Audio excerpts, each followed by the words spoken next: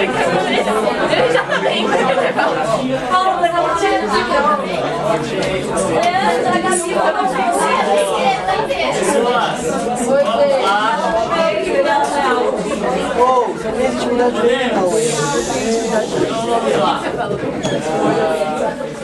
Vamos começar a nossa atividade, mas talvez antes só de começar, fico muito contente e satisfeito com a presença de todos vocês nesse desafio que é ter uma aula, palestra em plena véspera de feriado. Obrigado da parte de vocês. E logo depois de prova, né? Amanhã tem prova, olha só.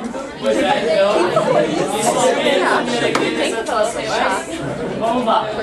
Logo nós enfrentaremos o desafio da temperatura. Antes de você começar a reclamar, eu já queria avisá-lo que o ar-condicionado eu mesmo coloquei a 18 graus. Ele está a 18 graus. O resto a gente vai ter que lidar com isso, mas eu prefiro até que todos estejam aqui mesmo do que dividirmos em duas salas.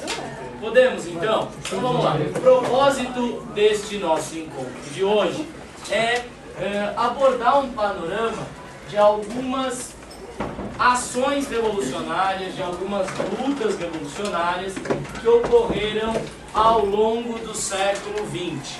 Como eu havia mencionado para você quando apresentei a possibilidade desse encontro, eu disse, olha, meu objetivo nesse encontro é o de tratar de 3 revoluções em particular.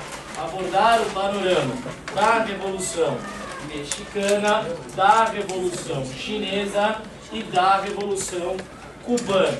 Mas, para que essa discussão fique mais interessante, eu me comprometi a organizá-la de modo a que nós reflitamos sobre o aspecto efetivamente revolucionário dessas lutas que acontecem no México, em Cuba e na China entre as décadas de 1910 e 1960. E para tanto eu propus essa questão como eixo da nossa discussão de hoje. São revolucionárias as lutas empreendidas no século XX? E para tentar discutir, antes de abordar os exemplos em si, México, China e Cuba, eu procurei organizar aqui alguns slides para a gente discutir a própria noção, o próprio conceito, melhor dizendo, de revolução. E aí, para discutir o conceito de revolução, primeira coisa, colocá-lo na linha do tempo. Abordar o conceito de revolução e sua historicidade, observando de cara uma ausência.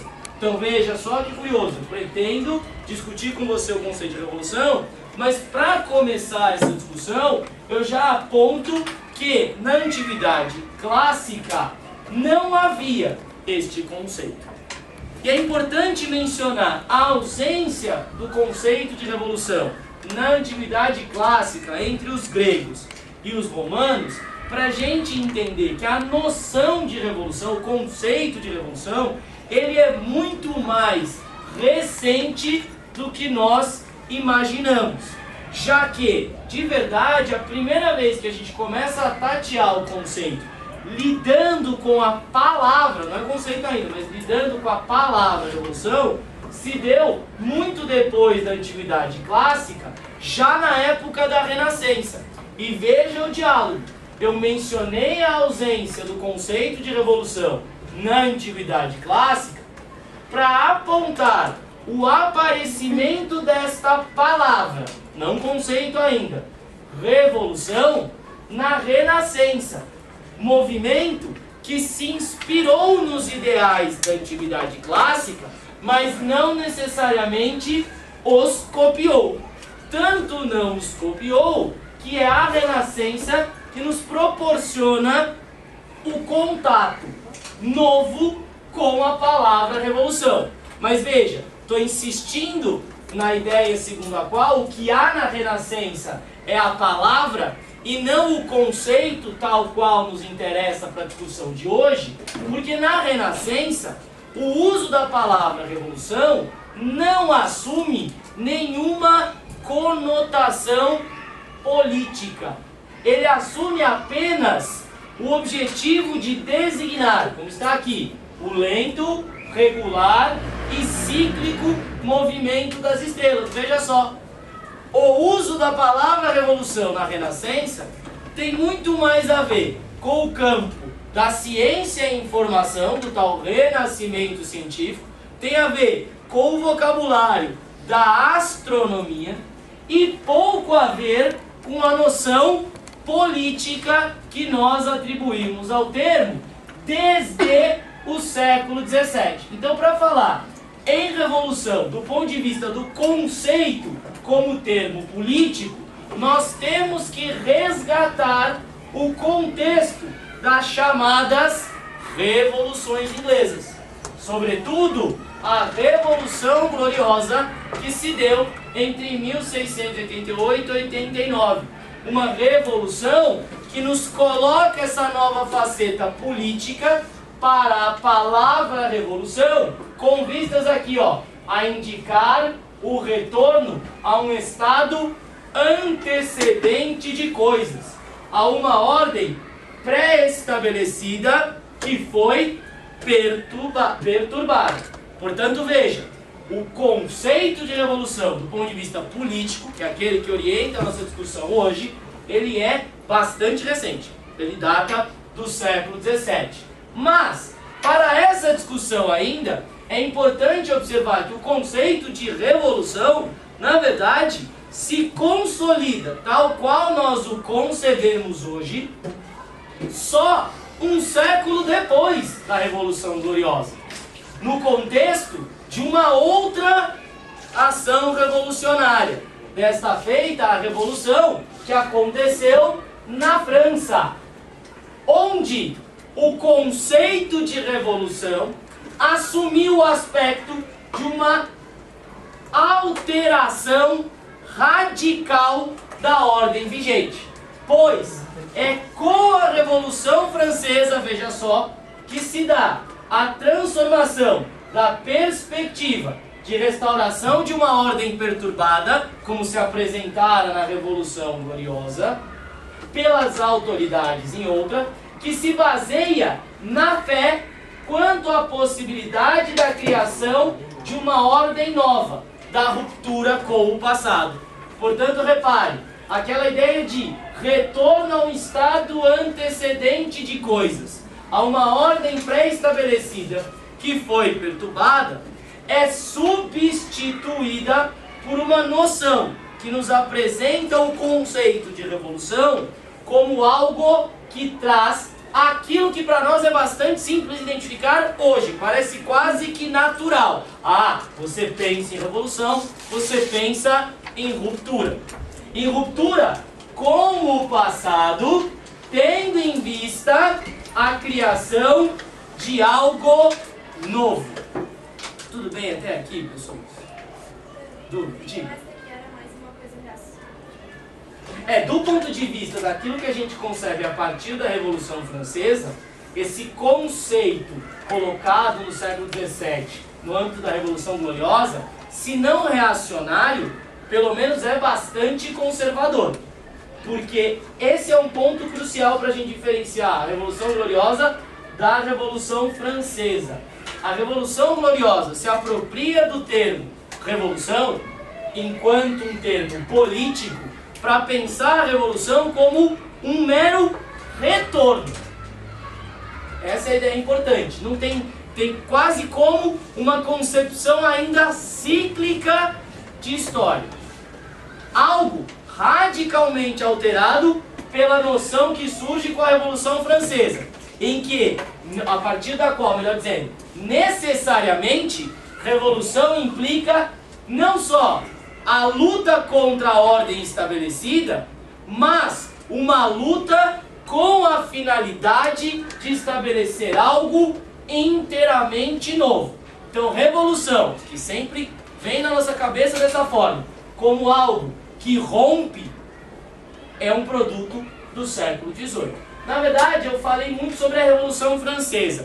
Vários historiadores apontam, na verdade, duas revoluções como aquelas que colocam essa novidade acerca do conceito da revolução, do conceito de revolução. A Revolução Americana, ou a independência dos Estados Unidos, e a Revolução Francesa, dando mais ênfase para a Revolução Francesa por conta da dimensão mais universal, digamos assim, que essa revolução assumiu, diferente da independência dos Estados Unidos, que teve uma feição mais local.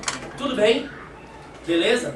E a partir dessa lógica, segundo a qual a revolução se transforma num conceito para designar uma ruptura com o passado, se desenvolve a análise marxista, que ainda hoje dialoga muito fortemente com a ideia de revolução que nós temos, já que a partir dessa análise marxista, a revolução foi pensada como um instrumento essencial para a conquista da liberdade. E aí tem duas palavras que você não separa mais: revolução e liberdade.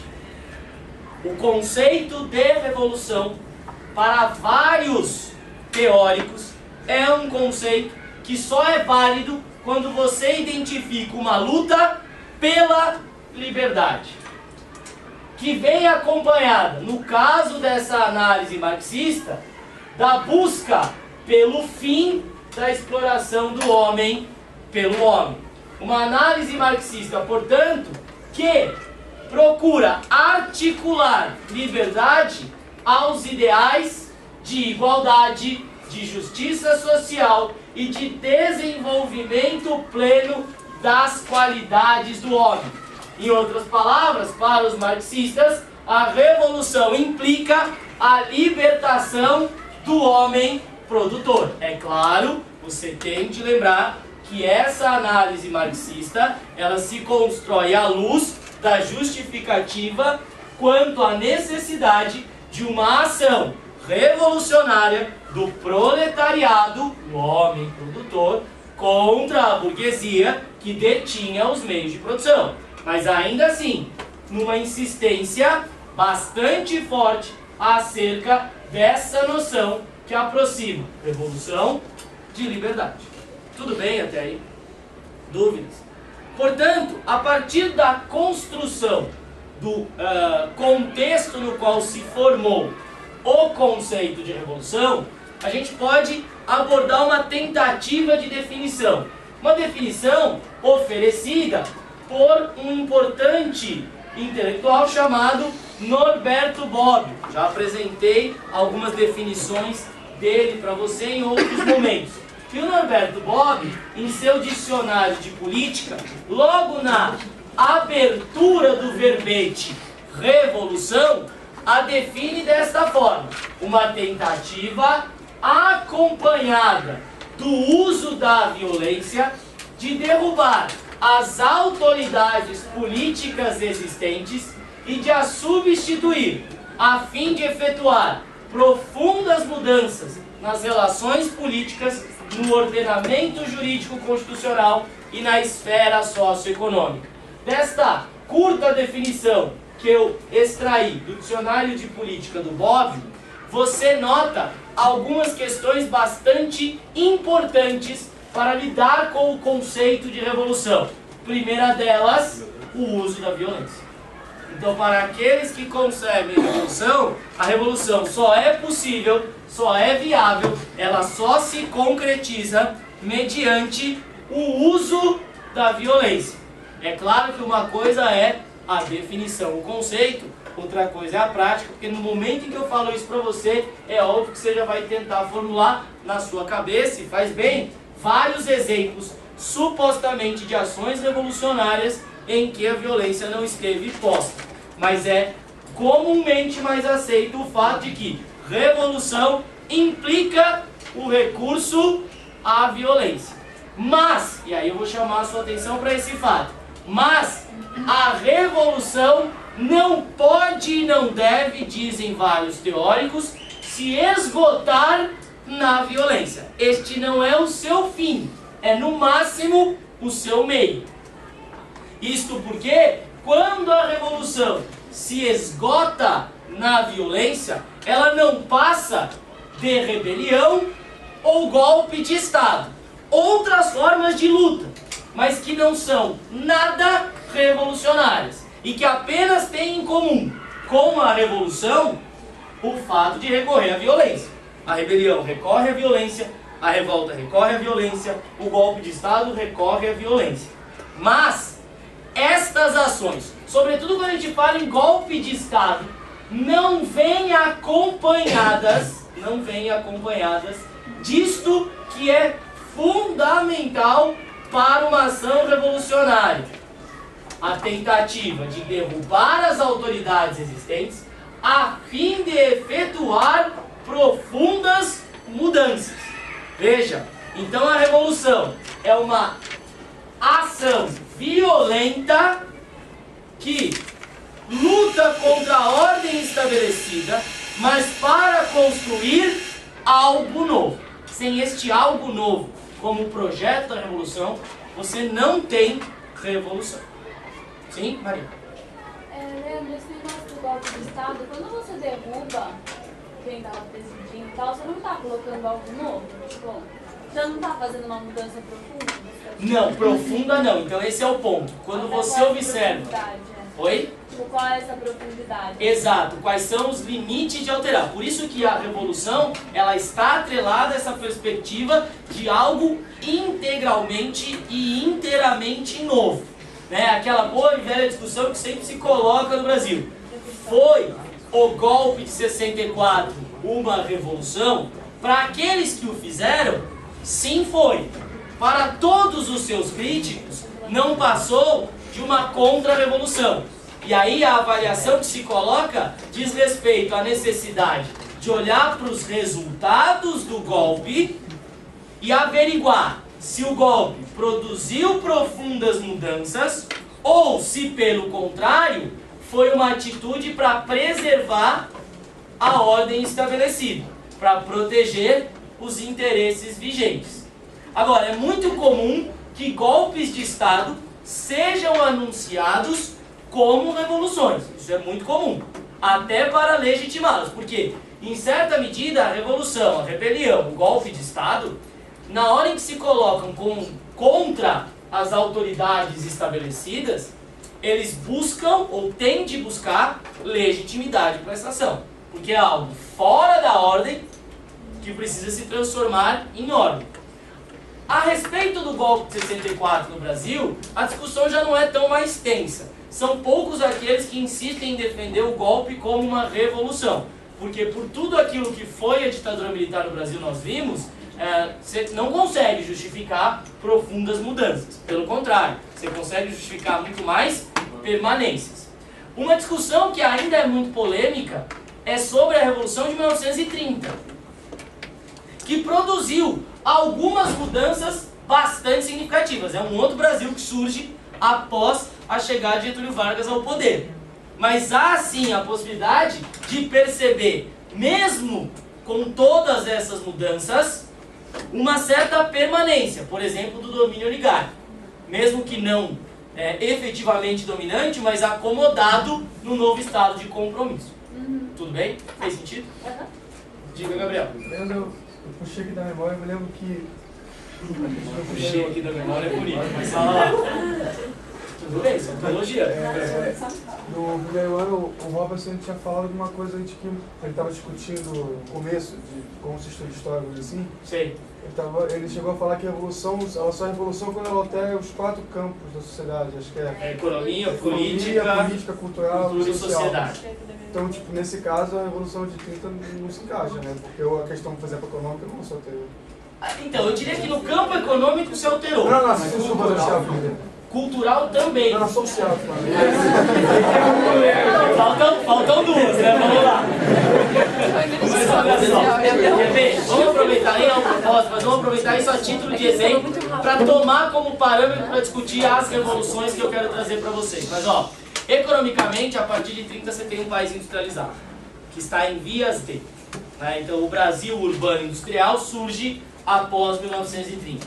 Culturalmente, você tem um processo de normatização de todas aquelas experiências modernistas da década de 20. O que se discute, aí eu concordo com vocês, é os limites deste avanço do ponto de vista social, mas principalmente do ponto de vista político. Exemplo claro é esse, tá? É um novo Estado que surge, beleza? Você não tem mais... inclusive o regime federalista ele é abalado, mas as oligarquias, de alguma forma, são acomodadas neste poder. Socialmente, você pode enxergar mudanças. Ao longo deste período todo, entre 30 e 60, você tem uma sociedade que deixa de ser rural e passa a ser urbana, mas com as desigualdades sociais ainda muito fortes. Então, acho que nesse campo social e também no aspecto político, talvez estejam os grandes limites para a modernização que a Revolução de 30 colocava. Mas assim, é mais difícil dizer que ela não é uma revolução. Muito mais difícil do que quando a gente aborda o golpe de 64. Tudo bem? Fez sentido? Beleza, pessoas? Dúvidas? E aí? Oi? No cultural, nós observamos a partir de 30 no Brasil toda uma normatização, eu disse, da ação dos modernistas da década de 20. Então, por exemplo, a grande mudança, talvez em termos culturais, seja a difusão do nacionalismo, que os modernistas traziam de forma crítica, inclusive. Então, alterar a visão de sociedade, mas a sociedade em si apresenta certos limites quanto a essa transformação. Tudo bem? Pessoas, vamos lá, ó. Parou, fala, Sofia. Não, sim, tem mudanças, mas assim, alguns dizem que elas não são revolucionárias. Novas forças. Tá? Quer dizer que sim. Vamos lá, pessoas, só para não perder o foco. Marina? Uma coisa, quando fala em alguns casos, revolução, tipo a Revolução de 32, nem sempre é uma revolução. Nem sempre é. E esse é o problema, na verdade, ó. Aí, já que vocês estão trazendo esses bons exemplos, talvez eles, eu imaginei que eles surgissem no final, mas eles, vindo agora, trazem um ponto importante para a gente tentar olhar para os exemplos que são o objeto da nossa palestra de hoje, da nossa discussão de hoje. No fim das contas, nós recolocamos, ao fazer esse exercício que fazemos agora, citar a Revolução de 30 no Brasil, citar a Revolução de 32 em São Paulo, citar o golpe de 64 que inaugurou a ditadura militar brasileira, nós recolocamos a necessidade de olhar a Revolução em sua historicidade. Então também tem um outro aspecto, revolução de acordo com quem? Claro, isso não significa também relativizar tudo, porque esse exercício do relativismo pleno ele é absurdo em história, mas de certa forma é você perceber que agentes definem este ou aquele movimento como revolucionário ou como contra-revolucionário. Isso diz muito da relação desses agentes com a revolução. Tudo bem? E tendo em vista esta definição, a historicidade do conceito de revolução, o que eu quero que você observe comigo agora é que a revolução, portanto, vê se fez sentido, diante disso tudo que eu coloquei, ela é produto do século XVIII. Em termos políticos, a revolução, se eu tomei como ponto de partida a francesa, ela é produto do século XVIII. Portanto, a revolução emerge, não se esqueça, em meio às ideias liberais. O problema é que os casos que nós procuramos estabelecer para a discussão de hoje são casos que acontecem no século XX. Momento, você sabe, em que essas ideias liberais que estavam em processo de difusão, no momento em que o conceito de revolução foi de fato construído, concebido, estas ideias estavam em pleno declínio. O que nos coloca mais um desafio ao olhar para o caso mexicano, o caso chinês e o caso cubano. Tanto é que, para ajudar nessa discussão, eu recortei um trecho de uma análise importante de uma outra historiadora, a Emília Viotti da Costa, que ao falar sobre o panorama revolucionário do século XX, diz o seguinte, olha, resumão importante, acompanhe a leitura para ver se faz sentido. no início do século XX, o ciclo das revoluções liberais, que começaram no 18, começaram com a França, parecia definitivamente encerrado. O processo revolucionário, agora no século XX, sob inspiração de socialistas e comunistas, transcendia as fronteiras da Europa e da América para assumir caráter mais universal. Na África, na Ásia, na Europa e na América, o caminho seguido pela União Soviética alarmou alguns e serviu de inspiração a outros, provocando debates e confrontos internos e externos que marcaram a história do século XX. E aí a historiadora cita 2 dos 3 exemplos que nós vamos abordar hoje. A Revolução Chinesa e a Cubana ampliaram o bloco socialista e forneceram novos modelos para revolucionários em várias partes do mundo. Veja, algumas questões muito importantes abordadas aqui pela Emília Viotti da Costa. Primeiro, o esgotamento das revoluções liberais que eu havia mencionado. Trata-se de um processo revolucionário, se é que é possível essa palavra, mais radical, já que mobilizando outras ideologias que não a do liberalismo, mobilizando as ideologias ditas de esquerda, como socialistas, comunistas e até mesmo anarquistas, e por meio dessa mobilização, pretendendo inclusive derrubar aquilo que tinha sido o grande produto das revoluções do século XVIII, a sociedade burguesa. A sociedade burguesa ligada ao universo das relações capitalistas. O que, veja, da perspectiva do século XX, coloca as revoluções do XVIII e do XIX como revoluções que já não se justificam no seu aspecto revolucionário. Porque aquela ordem nova deixou de ser nova e passou a ser o alvo das contestações. Fez sentido até aí? Oi. Por que quando você está sobre coisas novas ideias, você está necessariamente radicalizando isso? Ó, vê se todo mundo ouviu o que a Sofia disse. Ela colocou, por que sob a influência de novas ideias, você se aproxima de uma ação revolucionária? Nesse caso, não são quaisquer novas... Você disse, né? Por que você está radicalizando isso? Porque que sob novas ideias, você radicaliza a ação revolucionária, é isso? Tá. Então, mas nesse caso, veja que não são quaisquer ideias. São ideias que justamente surgem na contradição às ideias liberais que antes tinham esse papel de revolucionários. Mas você pode... Então, é exatamente essa ideia. Por isso que ela diz, olha, o ciclo das revoluções liberais parecia definitivamente encerrado. Quando ela coloca a frase desse jeito, ela um pouco responde àquilo que você está propondo, Sofia, porque ela procura mostrar o seguinte, que então as revoluções do 19, embora sejam revoluções e foram mesmo, são revoluções a meio do caminho. Elas não efetivaram de fato a garantia de liberdade para todos os indivíduos. E o outro dado curioso e importante do texto da Emília Viotti da Costa tem a ver com as áreas atingidas por essas revoluções do século XX. Embora ela cite aqui a Europa, se nós fizermos um rápido levantamento de memória mesmo, de revoluções que nós associamos ao século XX, nós perceberemos que grande parte dessas revoluções aconteceu fora do eixo que antes tinha sido o palco das revoluções liberais. Pois essas outras revoluções do século XX, pega os nossos 3 casos, acontecem no México, acontecem na China e em Cuba.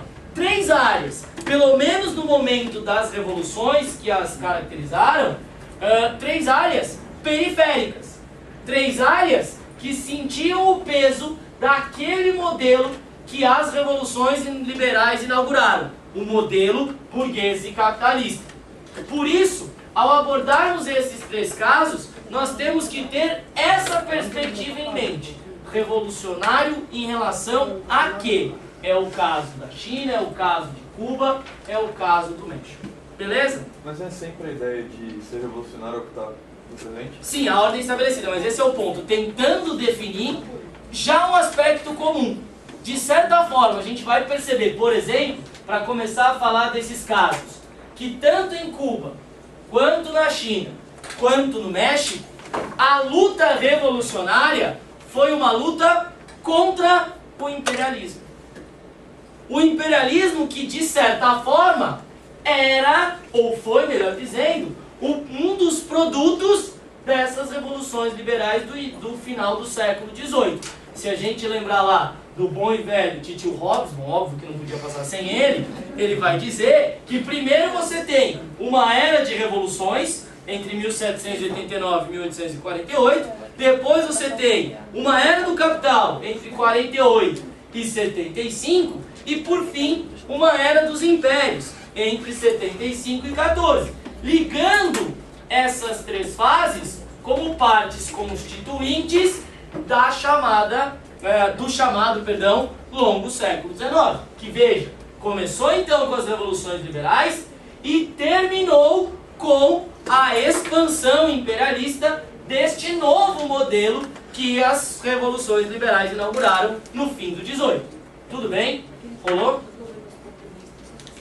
Os populistas já são do 20, eu vou falar deles agora em consonância com essa revolução. Quer ver? Vamos lá. Vamos começar pela mexicana então, ó. Nosso primeiro caso de estudo. Vamos lá? Ó. Destacando então essas lutas revolucionárias no século XX, ao abordar a Revolução Mexicana, eu vou respeitar aí a cronologia dos movimentos. Então, primeiro a mexicana, depois a chinesa, por último a cubana. E quanto aos antecedentes, repare, a Revolução Mexicana foi aquela que promoveu uma união de diferentes grupos sociais contra o porfiriato. E aí, é claro, né, já pintou um baita ponto de interrogação na sua cabeça, você vai achar que eu sou legal pra caramba se eu não falar o que é o tal do porfiriato. Portanto, leia da seguinte forma: a luta dos revolucionários no México é uma luta contra o governo de Porfírio Díaz, indivíduo que administra o país de 1876 a 1911. Ainda você me acha legal pra caramba, porque pra você não mudou muito. Porfiriato, Porfírio Díaz, X, o que isso significa do ponto de vista da luta revolucionária. Então, quando eu opto aqui por falar que houve uma união de diferentes grupos sociais contra o porfiriato, essa opção tem a ver com o objetivo de chamar sua atenção para o fato do que significa o porfiriato. Não interessa muito quem era o cara que estava governando. Porfírio Díaz, ele é a expressão de um governo, e isso sim nos interessa, que mobiliza duas bases fundamentais. E é contra essas bases do porfiriato que a Revolução Mexicana se coloca. Uma delas, os interesses imperialistas. Seguramente, a Revolução Mexicana também é uma luta contra o imperialismo. Tudo bem? Nesse caso do México, imperialismo de qual país? Americano. Dos Estados Unidos. Exato. São os anos, por exemplo, do corolário Roosevelt.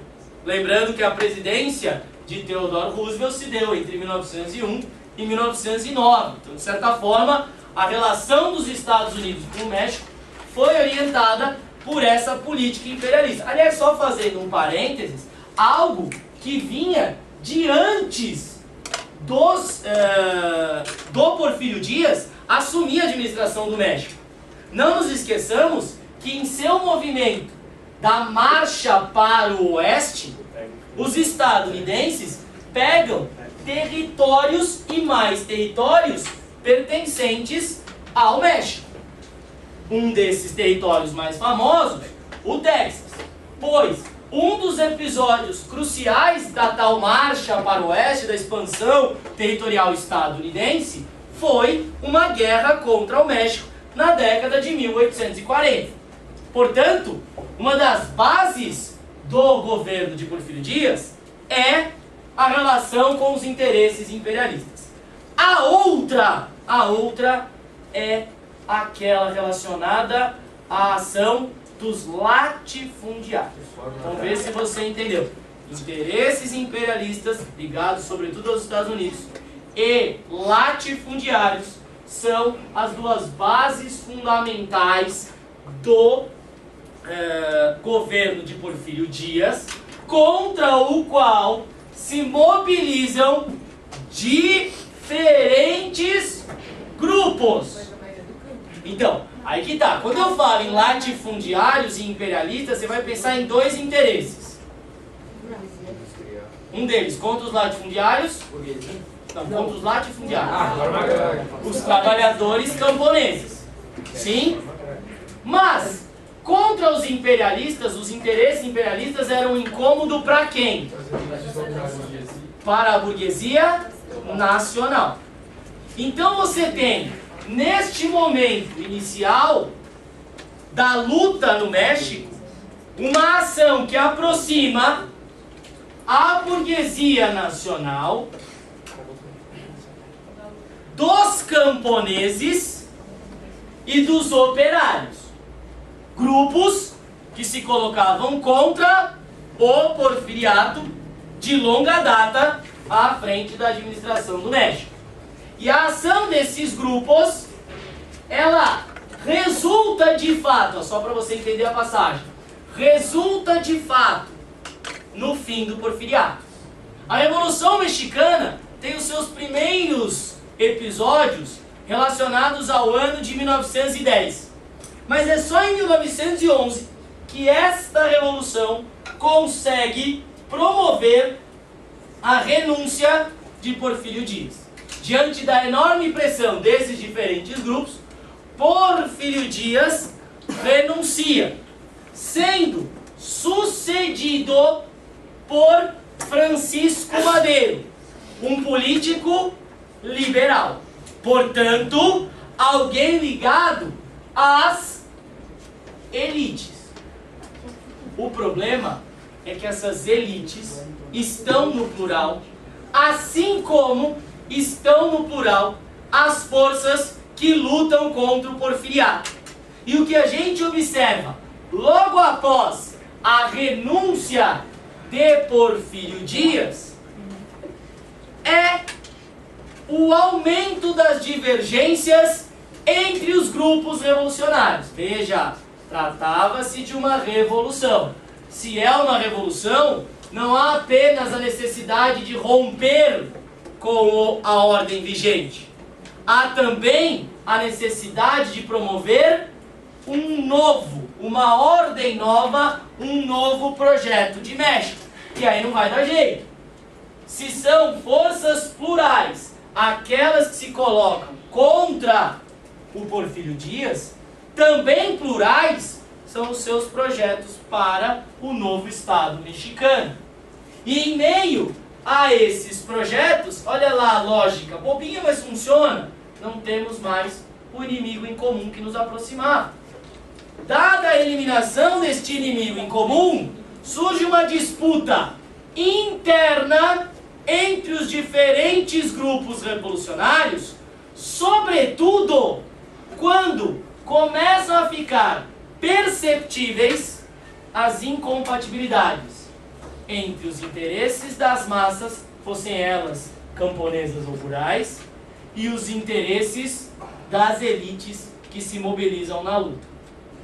Incompatibilidade que assusta essas elites, visto que a ação dos camponeses, principalmente, procura levar adiante um programa de radicalização do movimento revolucionário. E em meio a essas disputas entre aqueles que conduziam a luta revolucionária, você tem uma situação favorável para quê? Não, e nem essas disputas. O movimento revolucionário conseguiu o que queria, começa a divergir.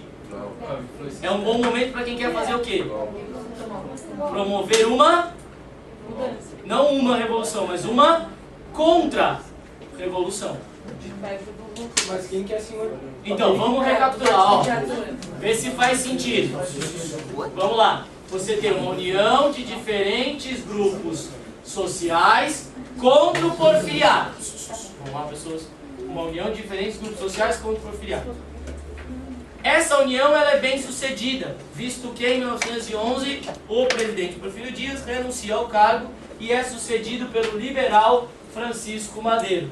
O problema é que o governo de Francisco Madeiro começa em meio a muitas críticas e uma grande instabilidade, porque surgem divergências entre os grupos que participaram da ação revolucionária. E essas divergências quebram a união originalmente estabelecida, uma quebra, aliás, vista na decisão dos grupos camponeses, sob a liderança de um tiozinho chamado Emiliano Zapata, o grande líder da Revolução Mexicana, no sentido de romper com o governo Madeiro. Quando esses grupos camponeses percebem que o Madeiro não vai levar adiante o programa radical que eles pretendiam, por exemplo, não vai nem querer ouvir falar sobre reforma agrária, eles rompem com o Francisco Madeiro. Inclusive esse rompimento tem um nome, ele está, na verdade, está relacionado a um episódio, o episódio de lançamento do chamado Plano de Ayala, quando os camponeses anunciam que eles de fato pretendem a reforma agrária. Nisso, os grupos revolucionários divididos, rivais, geram condições para uma atitude contra-revolucionária. Aqueles que estavam ligados ao porfiriato veem nesta divisão dos grupos revolucionários a possibilidade de retomar o poder. Possibilidade, aliás, que se concretiza. Eis que Francisco Madeiro é deposto e assassinado já em 1913. Então, o primeiro presidente pós-revolução foi assassinado em 1913 e quem assumiu o seu lugar foi um general porfirista de sobrenome Huerta. Não me interessam muitos os nomes.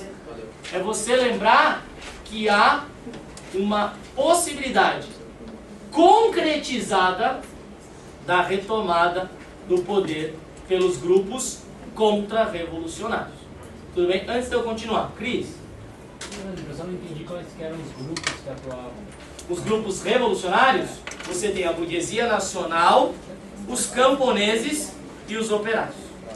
Tá? Então aí, Gabriel. os operários, eles também participaram desse episódio? Também, você tinha uma mobilização nas cidades até anterior à renúncia do presidente Porfírio Dias, com as iniciativas nas principais cidades de grupos organizados de operários. Porque se a vida era precária no campo, também era bastante precária na cidade. É aquela situação que a gente observa em outros países, como o Brasil, em que não havia legislação trabalhista. Mas eles eram alinhados com os operários? Com os Aproximaram dos operários da burguesia nacional. Formaram uma... Não, eu estou falando quando teve depois que derrubaram o cara e quiseram depor o Maduro. Eles se separam, eles se afastam. Todos esses grupos se afastam. Tudo bem? Embora a grande ruptura seja a dos camponeses e operários com a burguesia. Tá? Alberto. Plano de Ayala. E essa iniciativa do porfiriato tinha o poder de um golpe de Estado? Desculpa, repete. A tentativa do porfiriato de voltar ao poder... Foi um golpe de Estado. O Madeiro foi deposto e assassinado. Tudo bem? Foi? Então, mas o Porfírio não volta, né? Volta um representante do porfiriato. Tá? Mas na constituição que apoiavam os porfiriatos, eles têm uma relação com os Não tem.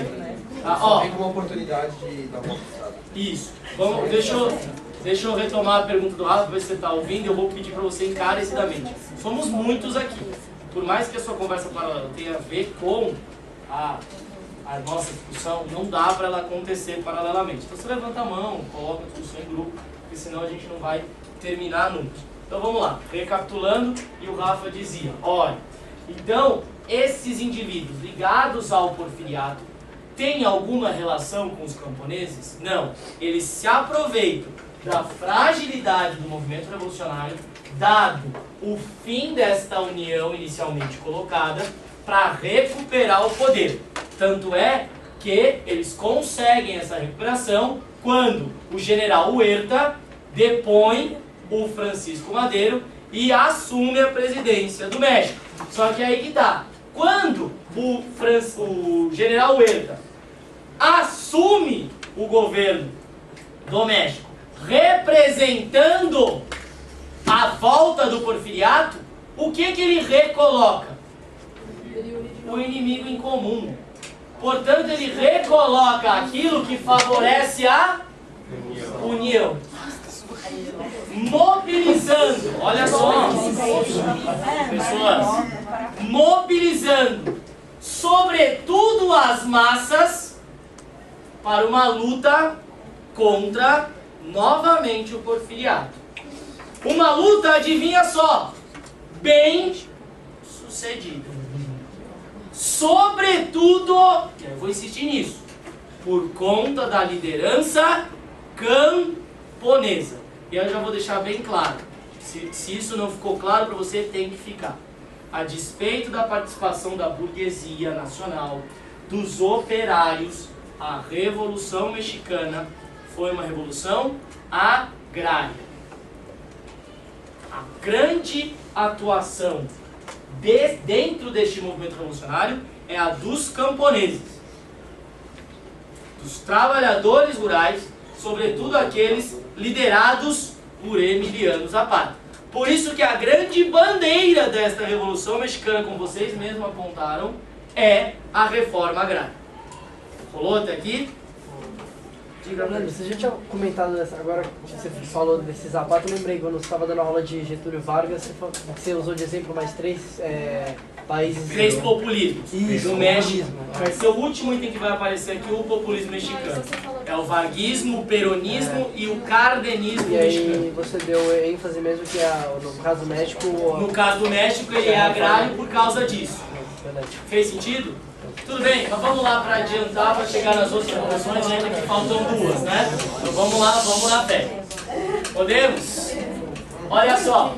Portanto, ó, que eu dizia, diante da necessidade de retomar a luta contra o porfiriato, que havia se restabelecido no poder, o movimento revolucionário se radicaliza sob a liderança de dois indivíduos, Emiliano Zapata, comandando as tropas do Sul, e Pancho Villa, comandando as forças do Exército do Norte. E com a ação do Zapata e do Villa, mais uma vez a luta contra o porfiriato é bem sucedida. Pressionado, o Huerta deixa o país. Veja, devido à ação do Villa, do Zapata, mas também de um grupo ligado aos interesses das elites da burguesia nacional. Pois além de Villa e de Zapata, uma outra liderança importante foi a de Venustiano Carranza, desencana do nome. Venustiano Carranza, não dá nem pra pôr no filho, né? Não, é Robson. Bom, mas vamos lá, ó. Vamos lá, Venustiano Robson, já imaginou? Olha só. Brincadeiras à parte aqui, ó. Vamos. Então veja, mais uma vez, a união das diferentes tendências revolucionárias foi bem sucedida. Só que, na luta contra o retorno do porfiriato ao poder, houve uma diferença em relação ao primeiro momento dessa luta. entre 1913 e 14, a retomada do porfiriato foi extinta, sobretudo por conta da ação das massas camponesas. O que se verifica no encontro simbólico em 1914, dentro do Palácio Presidencial mexicano, destes dois líderes, o Zapata e o Villa, que se alternam sentando-se na cadeira presidencial como uma imagem simbólica da vitória da vertente camponesa. O problema é uma vitória momentânea, pois adivinha o script. A união foi bem sucedida e eliminou o inimigo em comum. O que acontece? Surgem novas divergências que terminam com a derrota popular e a vitória das novas elites. As forças constitucionalistas da burguesia nacional, sob a liderança de Carranza e de um outro militar importante chamado Álvaro Obregón, conseguem sufocar as forças camponesas de Villa e Zapata. Tanto é que você tem um dado curioso. A Revolução Mexicana, ela nos coloca um desafio quanto à datação. Porque ela começa em 1910, mas dados os conflitos dentro da Revolução, você tem uma ação que se estende até 1940. Pois foram períodos de intensas lutas para definir aquilo que se coloca depois da Revolução. A resposta para o grande ponto de interrogação: que México é esse que vai surgir da derrubada do porfiriato?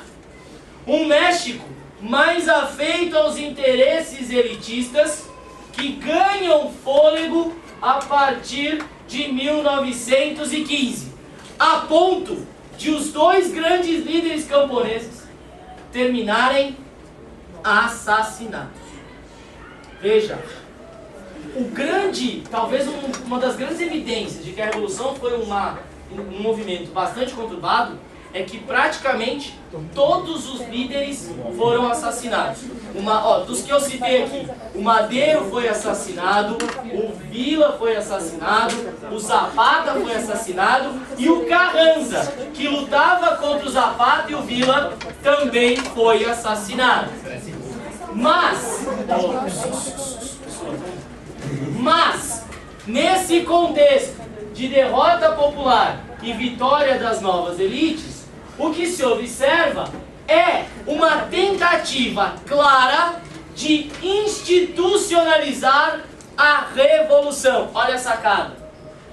Para dar continuidade ao processo revolucionário, era necessário, lembra que eu dizia no começo? Transformar algo ilegal, fora da ordem, em algo legal e símbolo da nova ordem. E você observa essa tentativa de institucionalização do movimento revolucionário na Carta de 1917, que fortalece a vertente burguesa e cria as condições para um dos produtos mais significativos desta revolução. Uma revolução cuja nova ordem foi associada ao populismo. Populismo que na sua versão mexicana nós associamos, como vocês mesmos recordavam há pouco, ao chamado cardenismo. Portanto, é o cardenismo a evidência de que o processo revolucionário chegara ao fim e esta mudança, que começou em 1910, foi institucionalizada num governo, durante o governo de um tiozinho chamado Lázaro Cárdenas, que presidiu o México, olha as datas, entre 1934 e 1940. e olha a sacada do Cárdenas. Volta para o começo da Revolução. Vamos unir as duas pontas. Ó, vamos criar algo novo. A Revolução Mexicana, eu disse, foi uma revolução agrária, cujo principal programa, portanto, era o das massas camponesas de reforma agrária. Tem reforma agrária no México? Tem. Cadê a reforma agrária no México? Está na Constituição. Só que olha a sacada. A Constituição, veja só a dimensão deste processo de institucionalização. A Constituição de 17 no México, ela definiu a reforma agrária, determinando a distribuição de terras aos camponeses. Legal? Reforma agrária. Só que ela previa, por meio dessa distribuição, uma relação na qual o indivíduo que recebeu a terra, na verdade, assumia o direito sobre o usufruto da terra e não sobre a propriedade da terra, que pertencia a quem? Ao Estado. Olha a sacada. Isso quer dizer que a reforma agrária aconteceu atrelando o cidadão ao Estado, portanto fazendo deste cidadão alguém dependente do Estado, o que o fortalece.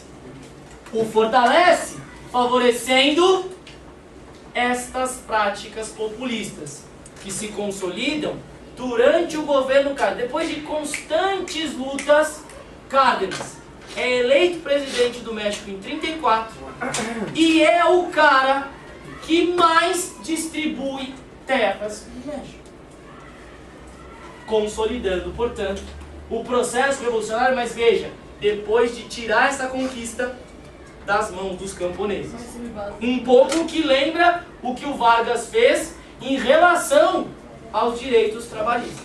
Veja, de novo, cuidado com as análises do populismo para elas não serem simplistas. Olhemos para este processo como uma conquista dos camponeses, mas que sofreu limites diante desse processo de institucionalização. Tom.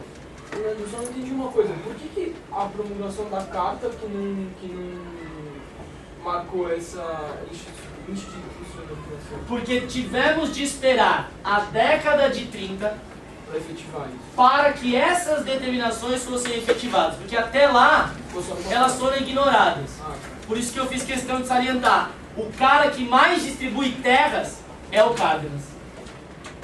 E não só distribui terras, efetiva direitos trabalhistas nas cidades, estabelece uma relação bastante próxima com o movimento operário, representado pela Casa do Operário Mundial. Fez sentido? Sem falar que protege os interesses da burguesia nacional. Tudo bem? Certo. Eu não consigo entender como que a elite consegue lidar com o populismo, com esse populismo de 34, entende? Não entendi como é que é a elite. Como o cardenismo conseguiu consolidar uma elite satisfeita e um populismo. Então, um pouco naquilo que nós observamos quando falávamos sobre o varguismo. É possível o que você citou, essa associação entre os interesses das elites e o das camadas populares, num contexto de fragilidade desses diferentes grupos. De certa forma, ele estabelece no México um pouco daquele estado de compromisso que a gente observa no Brasil com o Vargas. Mas aí os dois grupos ficam subordinados ao Estado. Sim, isso fortalece o Estado. É o populismo mexicano. Fez sentido? Marina? Já foi, Sofia? Mas ainda assim, a consolidação do processo revolucionário de sociedade.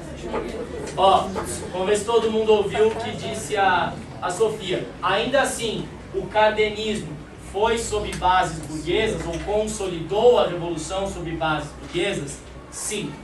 Tá? Porque embora ele tenha promovido estas mudanças no sentido de atender às demandas dos operários e sobretudo dos camponeses, no momento em que esses camponeses, em meio à situação em que esses camponeses não têm a terra, mas somente o usufruto, os operários têm direitos trabalhistas, mas sindicatos fortemente controlados, ele promove um programa de modernização que acaba limitando o aprofundamento dessas ações de camponeses e operários e garante o interesse da burguesia.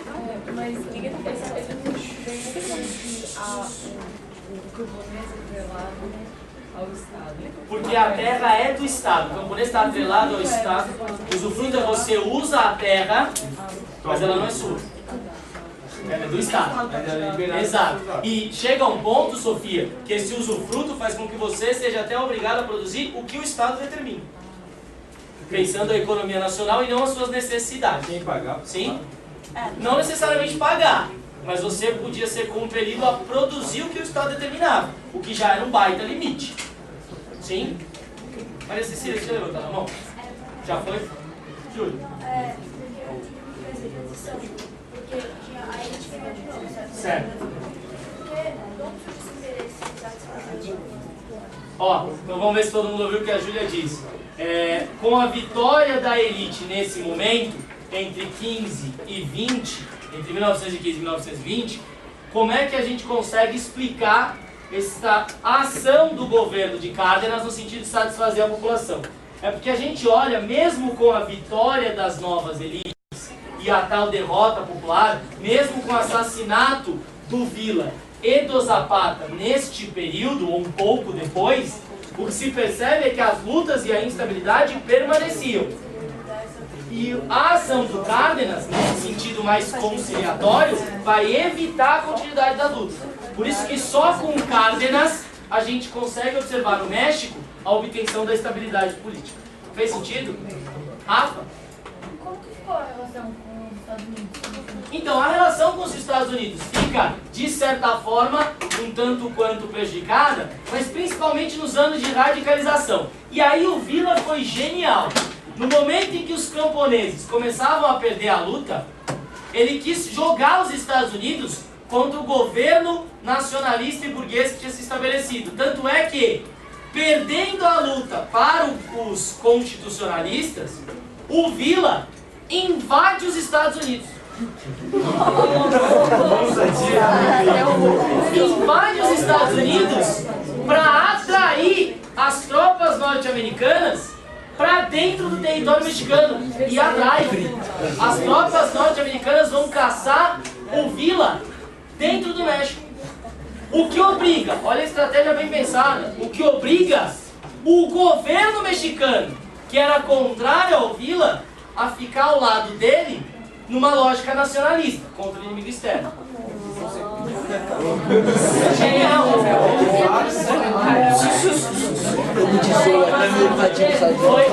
Pessoas, vamos lá? Foi, aliás, se não me falha mal, não sei se foi a única, mas foi uma das primeiras invasões estrangeiras literalmente ao território estadunidense desde o fim da Guerra de Independência.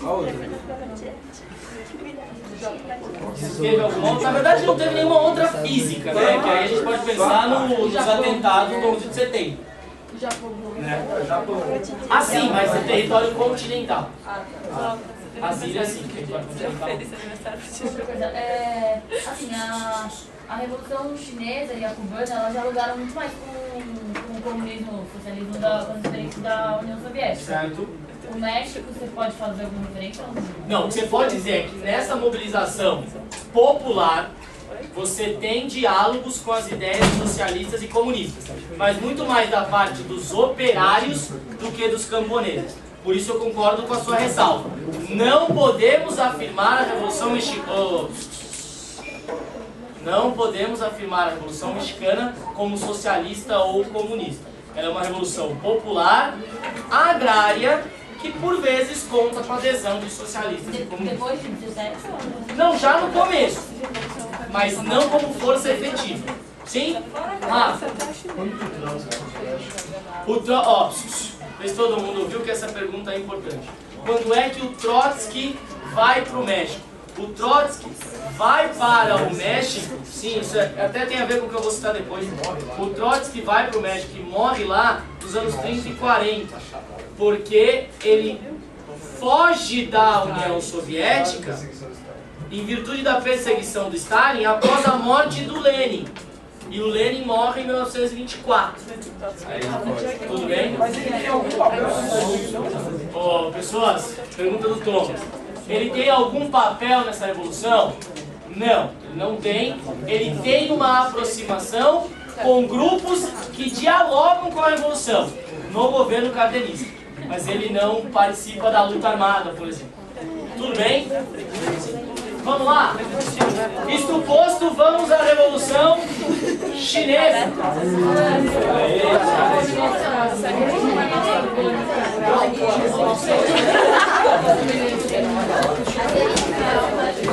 Que malandro. São todos azuis.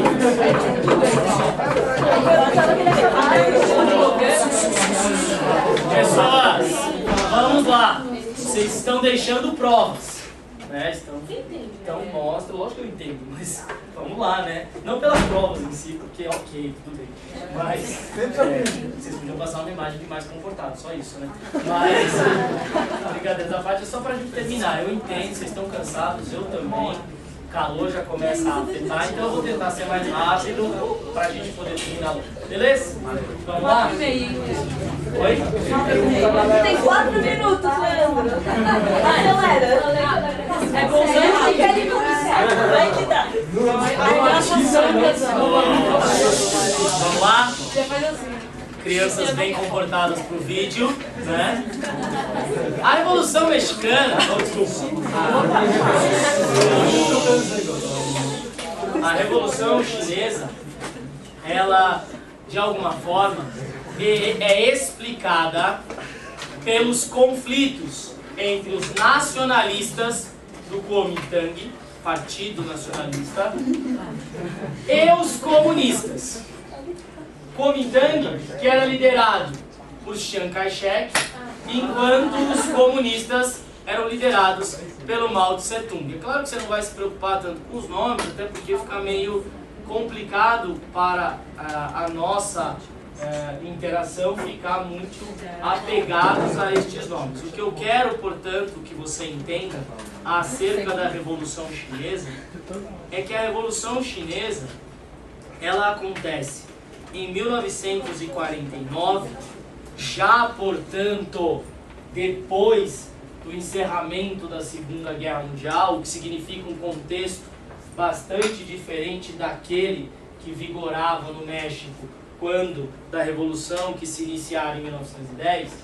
Então, o que eu quero que você perceba é que a Revolução Chinesa ela é produto de uma divisão interna em meio a uma discussão sobre a organização, ou nós podemos falar em reorganização, de um país que durante muito tempo ao longo da sua história até teve dificuldades para se definir como país.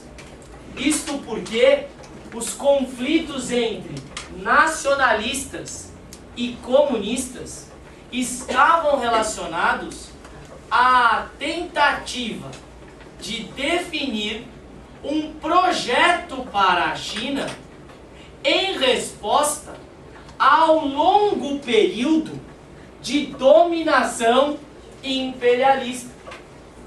Já que tais conflitos entre nacionalistas e comunistas estiveram vinculados a um esforço de definir o melhor modelo de organização para a república que fora estabelecida na China a partir da década de 1910. Uma China que ao longo do século XIX tinha experimentado todo o tipo de intervenção imperialista de diferentes países, daquelas potências imperialistas que você conhece deste século XIX. Me refiro à Inglaterra, a França, a Alemanha, Estados Unidos e, claro, no caso chinês, o Japão. Ora, é uma história da China marcada no século XIX por episódios tais como as guerras do ópio e a guerra dos boxers, que expressavam todo um contexto de intervenção imperialista contra a qual se colocavam tanto nacionalistas quanto comunistas. Isso eles têm em comum. De novo, há para os dois um inimigo em comum. Tanto é que, a princípio, quando das origens do regime republicano no princípio do século XX, o que se verifica naquele país, que tentava se reorganizar, era uma união entre nacionalistas e comunistas. O problema é que, a partir do momento em que Chiang Kai-shek assumiu o controle sobre o Partido Nacionalista, ele revelou todo o seu caráter anticomunista e imprimiu este caráter anticomunista às ações daquele partido que tinha majoritariamente assumido o controle sobre a República. Tanto é que, deste caráter anticomunista que o Chiang Kai-shek imprimiu ao regime republicano e ao Partido Nacionalista que comandava esse regime, os comunistas foram obrigados a se retirar para o norte do país, no episódio decisivo para a Revolução de 49, pois na década de 30, a Longa Marcha aproximou a Revolução Chinesa daquilo que no final das contas ela foi, e nesse ponto ela é semelhante à mexicana. Temos dois casos de revolução agrária. Temos dois casos em que a revolução foi levada adiante por grupos de camponeses. E é justamente essa retirada dos comunistas para o norte do país, a chamada Longa Marcha, que intensifica essa relação do Partido Comunista Chinês, que tinha entre seus principais membros o Mao Tse-tung, com essas massas camponesas que se transformam em força decisiva nas décadas de 30 e 40 para lutar contra o domínio japonês que se estabelecera em meio à Segunda Guerra Mundial. Domínio japonês que fragiliza os nacionalistas e cria condições para que os comunistas se tornem os grandes líderes da luta contra a invasão estrangeira que caracterizava a China nas décadas de 30 e 40 sob a forma do domínio japonês. E beneficiados por este papel de destaque diante do domínio japonês, por esse papel de destaque na resistência diante do domínio japonês, o Partido Comunista, vitorioso após contar com o apoio da União Soviética para a definitiva expulsão dos japoneses, cria condições para a tomada do poder. Uma ascensão ao poder que se deu em meio à retomada dos confrontos entre nacionalistas e comunistas depois que os japoneses se retiraram do território chinês. Só que, na década de 40, a situação era bem diferente daquela que se colocava nos anos 30. Se nos anos 30 os nacionalistas foram bem-sucedidos, nos anos 40 a vitória coube aos comunistas, já que em 1949 ocorre a proclamação da República Popular da China em meio à fuga dos nacionalistas e entre eles de Chiang Kai-shek para Taiwan, onde os nacionalistas fundam uma outra república, a República da China, que durante muito tempo foi reconhecida como o governo chinês por outras potências internacionais que pretendiam, com isso, evitar o sucesso daquela revolução socialista que começava em 1949. Tudo bem? Por que não invadir Taiwan? Oi? Por que não invadir Taiwan e acabar com os nacionalistas? Então, o problema é que o governo de Taiwan acaba sendo protegido pelas potências internacionais.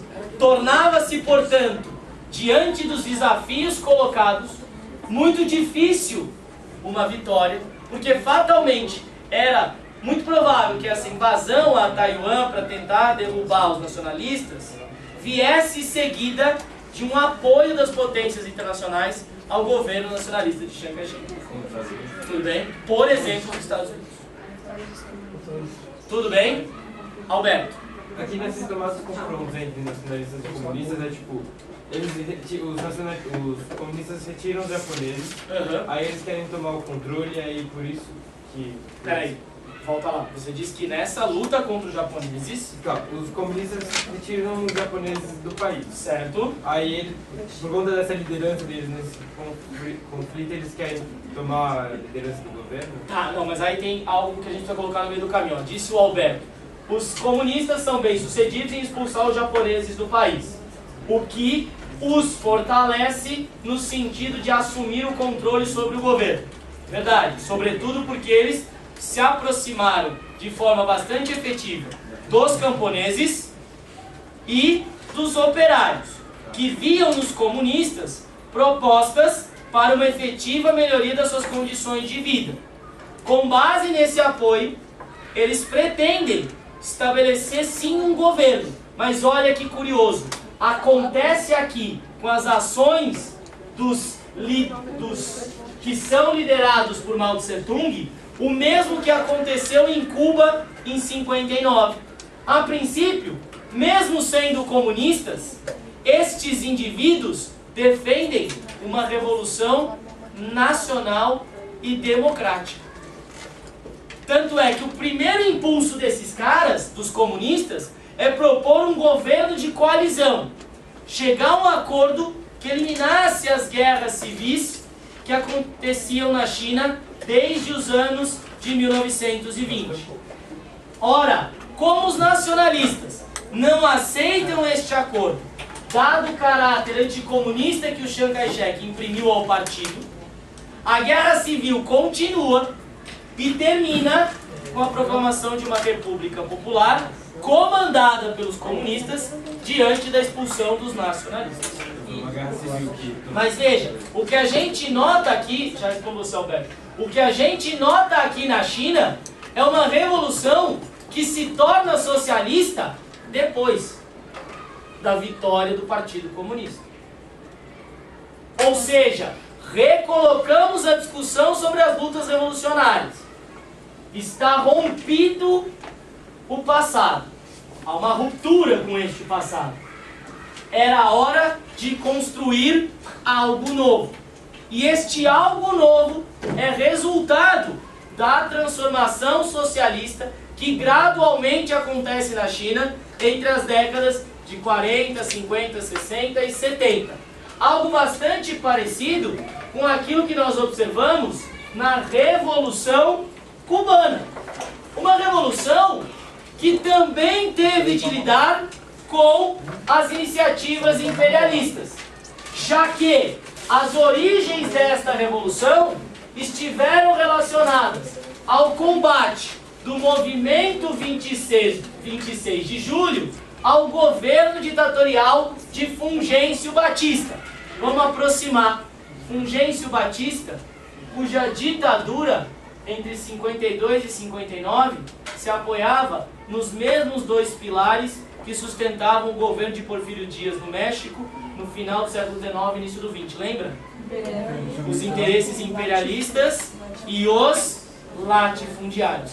Mais do que no México, em Cuba, interesses imperialistas de quem? Dos Estados Unidos. Vamos lembrar, hein? Disse isso para você ao longo do ano. Lembra que foram os Estados Unidos que se colocaram como partícipes do movimento independente de Cuba. E que iniciaram uma intervenção em Cuba logo após a independência em 1898. Se retiraram, é verdade, em 1903, mas sem antes deixar sua marca. Porque em 1902 os Estados Unidos impõem a emenda Platt, que dá livre acesso dos Estados Unidos ao território cubano. Na prática é isso. Até para intervir, derrubando governos cubanos, caso eles fossem considerados nocivos aos interesses norte-americanos. Portanto, este movimento 26 de julho, quando se coloca contra o governo de Fulgêncio Batista, tem de novo, como nós vimos no México e nós vimos na China, no seu horizonte, a luta contra o imperialismo.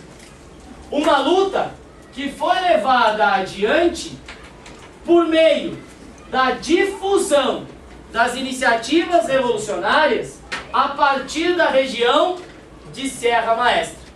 E aí você vai lembrar dos dois personagens fundamentais desse movimento 26 de julho. O Ernesto Che Guevara, médico argentino que se envolve com os cubanos nessa luta de 59, e, pelo amor de Deus, né? Fidel Castro, que beleza, só tá esquecendo o cara que ainda não morreu, né? Ah, pelo menos dizem que, né? Ora, Fidel e Che lideram este movimento a partir, olha só, mais uma vez, de bases camponesas. Isto porque a Serra Maestra tornou-se o palco de organização da luta contra o regime de Fulgêncio Batista. Uma luta que nos traz à tona o envolvimento dos Estados Unidos com as disputas que aconteciam em Cuba. Isto porque, imediatamente após o triunfo do movimento 26 de julho, liderado por Fidel e por Che, os Estados Unidos patrocinam os indivíduos ligados ao governo de Fulgêncio Batista para retomar o poder na ilha. E patrocinam literalmente, municiando estes indivíduos ligados ao antigo governo cubano de Fulgêncio Batista a retornarem para Cuba, já que eles tinham sido expulsos, e deporem o novo governo revolucionário. No episódio que ficou conhecido como a invasão à Baía dos Porcos. Mal sucedido. Episódio mal sucedido, mas que revelou todo o interesse estadunidense no sentido de derrotar o novo governo cubano. Tanto assim que, pouco tempo depois, é essa ação dos Estados Unidos que contribui para aproximar os cubanos da União Soviética. Sobretudo por conta do episódio que abordamos ao longo desse ano, da chamada crise dos mísseis. Calma, peraí. Oi. Calma. Sou a pessoa mais calma do mundo, já falei isso. Esse movimento de 26 de julho, o movimento 26 de julho. Vamos lá. Não é verdade, você não está entendendo mais nada. Você sabe quem é o Fidel Castro. Já entendeu alguma coisa, né? Oh, pessoas, brincadeiras à parte, vamos recapitular para ver se fez sentido. O que eu dizia é o seguinte: as origens da Revolução Cubana estão no combate do movimento 26 de julho ao governo de Fulgêncio Batista. O combate do movimento 26 de julho que nos coloca, portanto, o movimento 26 de julho como aquele que organizou a luta contra este governo, que era apoiado nos latifundiários e nos interesses imperialistas. Só que os Estados Unidos... Se este governo, que é combatido pelo movimento 26 de julho, é apoiado pelos interesses imperialistas e pelos latifundiários, isso quer dizer que a primeira resposta dos Estados Unidos ao sucesso dessa luta revolucionária vai ser tentar tirar do poder esse movimento liderado por Fidel e Che Guevara. E a primeira tentativa já vem pouquíssimo tempo depois da vitória da Revolução, em 59. Mas aí falha. Pois em 61 você tem a invasão à Baía dos Porcos, como você bem disse, Thaís, que é falha. Mas não faz com que os Estados Unidos suspendam as animosidades, as hostilidades contra o novo governo. Tanto é que logo depois há o grave episódio da crise dos mísseis. E aí veja, vou insistir de novo. Quando o Fidel, o Che, o Raul Castro e outros envolvidos com o movimento 26 de julho atuam para derrubar o Fulgêncio Batista, eles estão preocupados em promover uma revolução nacionalista e democrática, assim como os comunistas chineses.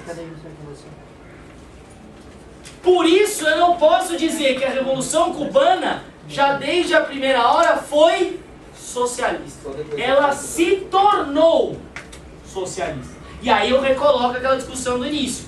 Este se transformar em socialista, no caso chinês e no caso cubano, é criar esta ordem nova que a ruptura com o passado proporcionou. Na China em 49 e em Cuba em 59. Veja, uma criação da ordem nova que se dá, vamos lembrar da definição, com profundas mudanças políticas, econômicas, sociais e culturais. Por isso, tendo em vista essa mudança também simbólica, eu vou encerrar a discussão com vocês e aí a gente, se for o caso, responde outras perguntas, discute outras perguntas no final. Mas eu encerro com vocês falando de como é que se dá essa construção cultural com dois exemplos. E aqui, de fato, eu vou passar bastante rápido para você ter só tido contato com esses exemplos. Se quiser, depois a gente discute mais. O primeiro exemplo é o do muralismo mexicano. Muralismo que é uma evidência clara disso que a Hannah Arendt aponta como algo inerente ao conceito moderno de revolução. Veja o que a Arendt diz. O conceito moderno de revolução está indissociavelmente ligado à ideia de que o curso da história de repente se inicia de novo, de que está para se desenrolar uma história totalmente nova. E por que eu disse que o muralismo, no caso do México, é um exemplo disso? Porque o muralismo mexicano procura construir um novo México e um novo ser mexicano a partir de uma crítica à arte acadêmica de Cavalete, de uma utilização de edifícios e espaços públicos e da produção de obras monumentais. Daí o nome, muralismo. Muralismo que assumiu, portanto, o perfil de uma arte engajada com função pedagógica. Os muralistas no México eram aqueles que procuravam criar um novo México, criar um novo ser mexicano. Tem uma questão de identidade nacional que precisa ser redefinida, instruindo a população no âmbito das questões revolucionárias que o movimento de 1910 tinha colocado. E nesse contexto, os principais artistas foram Diego Rivera, Davi Siqueiros e José Clemente Orozco. E aqui você tem um exemplo de um mural pintado pelo Diego Rivera. Só vou com uma rápida menção ao mural te mostrar como é que o mural explica, ou melhor, explicita a construção de algo novo. Se você olha de cara assim para o mural, você vai identificar uma grande confusão de cenas. Concorda comigo? Mas olha só, repara o diálogo com a história mexicana. Tá vendo aqui? Terra e Libertad? Esse é o lema da Revolução Mexicana. Terra e liberdade. Aqui na parte superior desta parte do mural, você identifica, claro, não facilmente, né, precisa conhecer mais a fundo, mas você identifica os líderes da Revolução Mexicana, entre eles Zapata e Villa. Então, os bigodudos. Todos os bigodudos são os caras. Ó, você enxerga ainda, ó, pessoas, vamos lá. Você enxerga ainda o operário. Não o operário especificamente, mas o operário da Internacional Comunista. E veja que ele está ao lado da faixa Terra e Liberdade, que representa o presente da Revolução, associado a este operário que aponta para o futuro da Revolução. Num claro diálogo, vamos lá, num claro diálogo com toda a trajetória do México, desde a colonização. Aqui embaixo tem o imperador Cuauhtémoc, que segura o coração de um guerreiro, sinalizando o sacrifício que era comum entre os indígenas.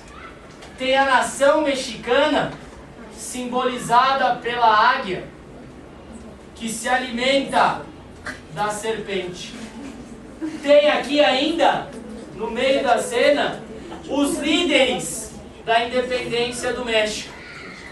Entre eles, o padre Hidalgo e o padre Morelos. Resumo da ópera. Com esse mural, ele procura dar um novo sentido à história do México. E esse novo sentido é aquele que tem como ponto de chegada a Revolução. É como se tudo o que acontecer no México tivesse como resultado a Revolução, que é o presente de um futuro novo e transformado. Tudo bem? Beleza? Vou parar por aqui. Quem tiver...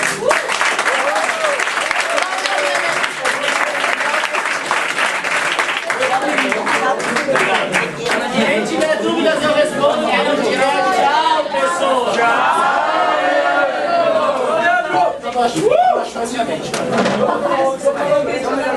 A persona que é a minha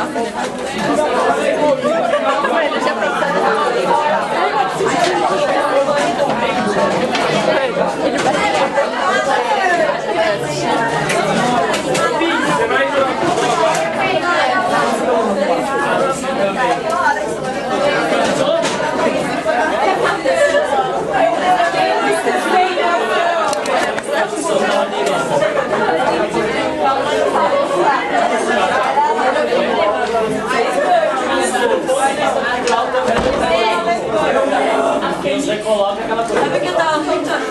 Dá pra discutir um aspecto revolucionário da Revolução de não deu tempo, por exemplo, no caso da Revolução Cultural esse mesmo papel entre 66 e 76. Saudades de história de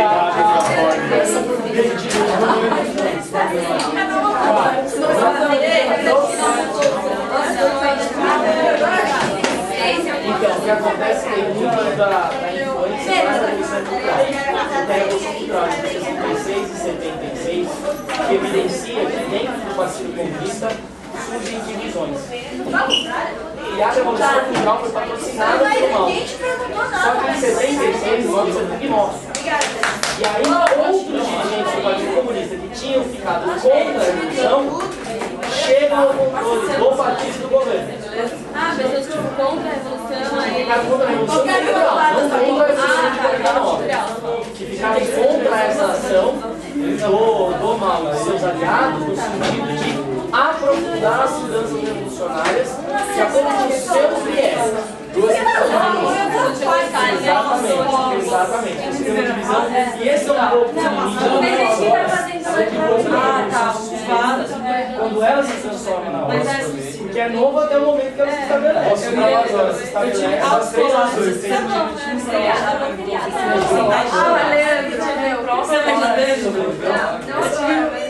Semana 3, sentar e chorar. Em crise? Essa semana a gente eu ontem, depois da prova de física e domingo. Depois da prova de física eu chorei. Então eu parei. Nossa, Ah, Sofia! Obrigada!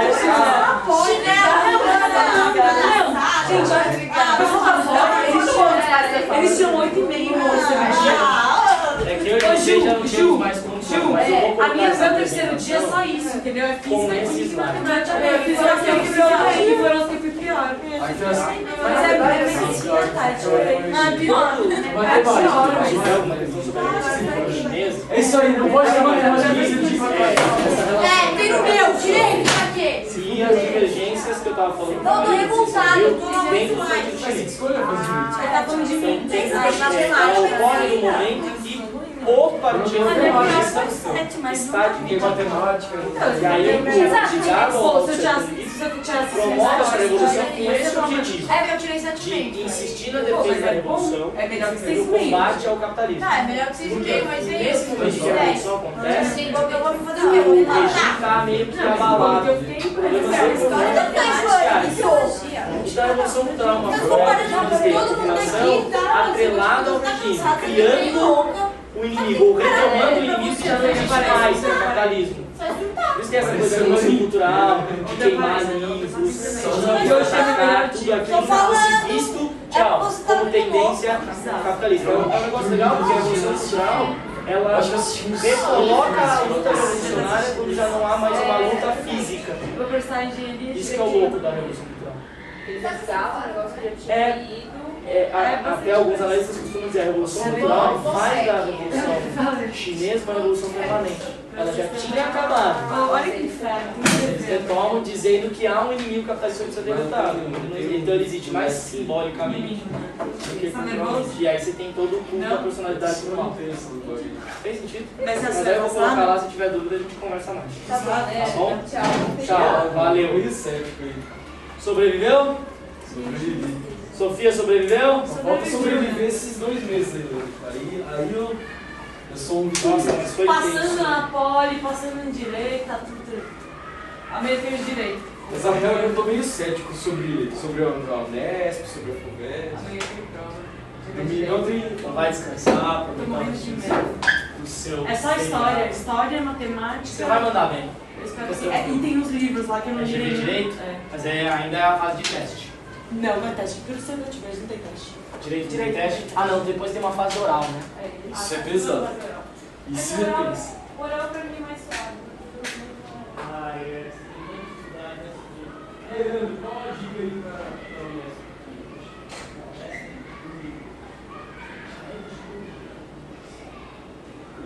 Uma dica, porque assim, eu acho meio até esquisito eu ver falar assim, ó, não, isso cai, aquilo não cai, não sei o quê. Tipo, eu não estudei a marca espanhola ainda. Você acha bom estudar? Ah, eu tava procuradinho. É. Então você vai ter que ler de qualquer jeito. Alguém deixou o roteiro aqui. Você vai ter que ler de qualquer jeito, você concorda? Então, tendo de ler de qualquer jeito, Melhor ler antes do demora, vestibular, né? Não espera a FUVEST. Sim, não, nem. Né? Porque cai. Cai a história da América. Isso eu acho fato. Mas, de boa, também é aquela coisa. Mas ler sem desgastar muito os seus dias daqui até lá, porque nesse momento o que vocês mais precisam, na minha opinião, É descansar. é de Essa semana eu não fiz nada, minha vida. uma cabeça tranquila, sabe? Tava numa vaga essa semana. Mas é isso, a câmera aí. É, tô filmando. É o controle Você viu? social aí, Thaís. Estamos confirmando hoje. É o grande irmão, né? É. Tchau, gente. Valeu. Obrigado. Obrigado. Não tem? Aqui.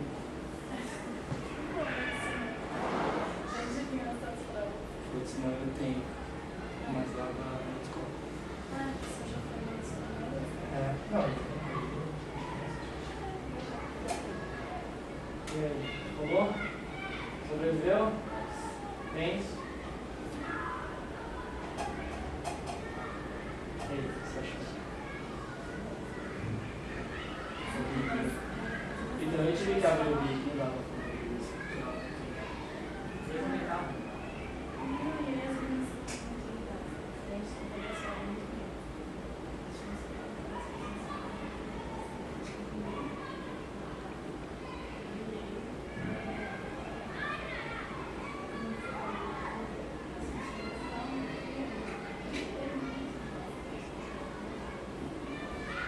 E aí, cara, tudo bem?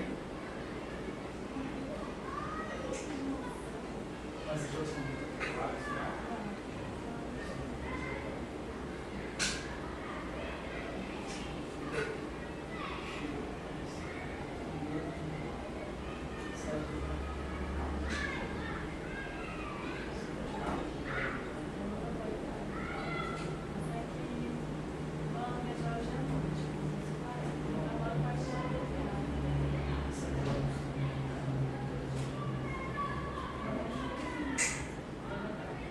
Sim, sem estar lá, já é cansativo mesmo assim.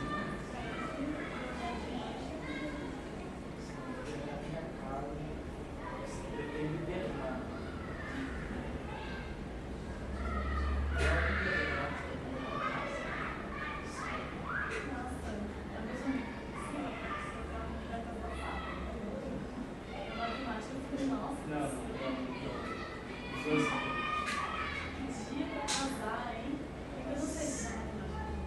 Sábado, domingo.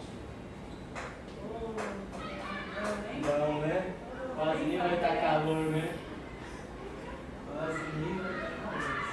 Eu vou que é amicíssimo.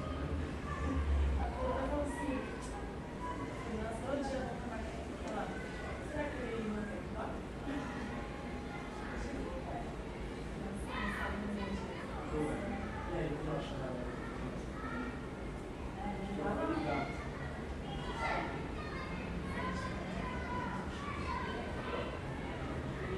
Tem telefone, né? Tem 132. Sei, ó.